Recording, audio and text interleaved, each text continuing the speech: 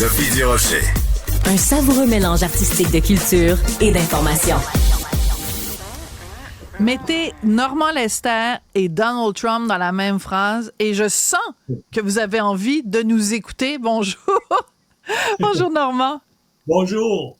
Alors, qu'est-ce que tu as de nouveau à nous dire sur notre bon vieil ami Donald? Écoutez, j'attends incessamment, là, ça pourrait tomber dans les prochaines minutes ou probablement au plus tard demain matin, un jugement du juge Merchan, là, celui où il comparait actuellement à New York, là, c'est la première fois dans l'histoire des États-Unis qu'un ex-président fait face à des accusations criminelles. Alors là, les avocats de la poursuite demandent au juge Merchan de prendre des sanctions contre Trump parce que Trump a transgressé une ordonnance du juge qui lui interdisait de passer des commentaires négatifs ou de s'en prendre verbalement au jury, aux témoins, au personnel de la cour. Et puis, Trump l'a fait au moins 11 fois là, depuis le début des 11 fois quand même. 11 fois. Hein? En principe, dans chacun des cas, il est passible de 1000 $ américains d'amende, ce qui est pour lui rien, comme on dit, c'est des peanuts. Ouais, de l'argent de poche. Il pourrait faire face chaque fois à une peine de 30 jours de prison.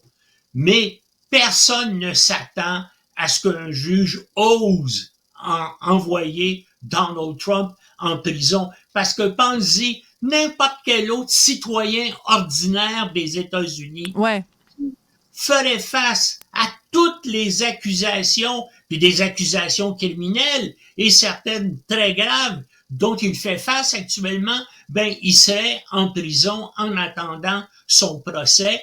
Mais comme lui, c'est un ancien président et que ça s'est jamais arrivé vu dans l'histoire des États-Unis, alors on prend son temps. Regarde, ça a pris 2 ans avant qu'on porte des accusations contre lui.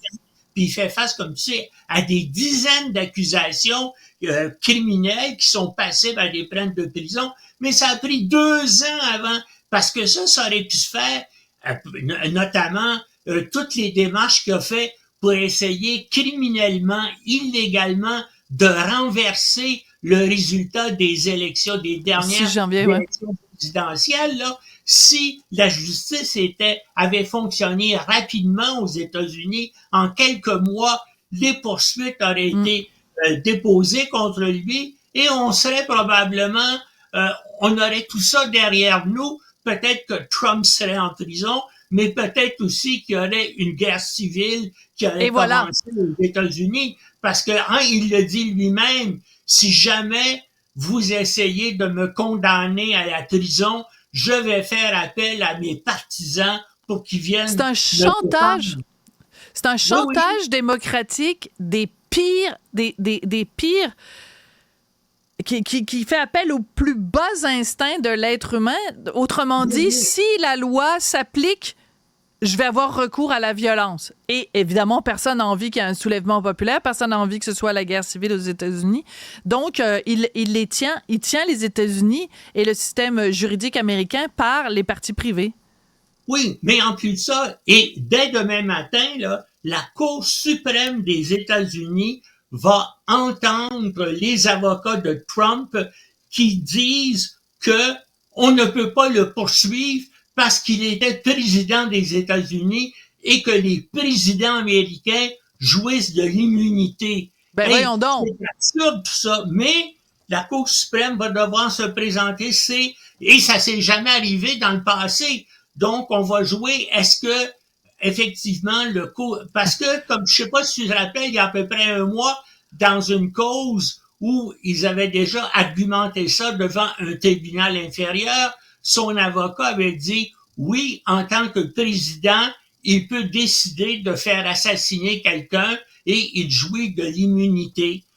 Évidemment, il y a eu une décision qui a dit que c'était pas vrai, mais là, ses avocats contestent ça en Cour suprême. C'est sa technique pour essayer d'étendre, de pousser vers l'avant le plus possible toutes ces causes, comme tu sais. Il n'y a jamais une cause où il y a un jugement qui est décidé contre lui, où Trump ne va pas en appel parce qu'il espère aller jusqu'en Cour suprême, où il pense qu'il a le soutien de la majorité des juges conservateurs, mais de toute façon, il aimerait que toutes ces causes-là soient portées après l'élection présidentielle de l'automne, parce que, en principe, quand il va être président, il va avoir l'autorité pour se pardonner lui-même. Ben oui.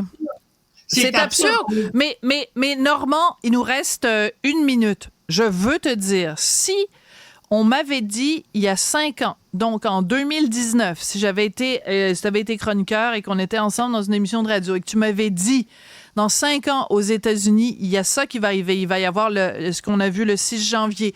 Il va y avoir Donald Trump va être en procès et tout ça, puis il va faire toutes ces déclarations-là. Je t'aurais dit, ben voyons, Normand, là, donne-moi le nom de ton pusher. Là. Je sais pas, t'as dû prendre du cannabis, puis tu t'es mélangé entre un pinot noir puis du cannabis, là, mon Normand. Et là, c'est ça qu'on vit. C'est capoté. Moi aussi. Écoute, lors des élections, les dernières élections, les élections présidentielles de 2016, moi, je pensais jamais qu'un individu odieux, un mégalomane, sociopathe comme lui, soit élu président des États-Unis. Je pensais pas que ça pouvait arriver, hein. Puis j'ai fait des paris là-dessus, puis j'ai perdu. Puis t'as perdu. Bon, ben alors espérons qu'on va arrêter de te faire perdre tes paris. Donc, n'en prends plus, mais continue à parier sur Cube. Merci beaucoup, Normand Esther. Toujours un plaisir de te parler.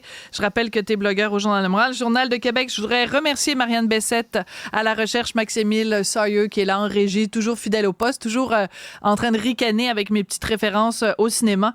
Et à la mise en onde, c'était Jean-Philippe Leroux. Merci à vous d'avoir été là. On se retrouve demain.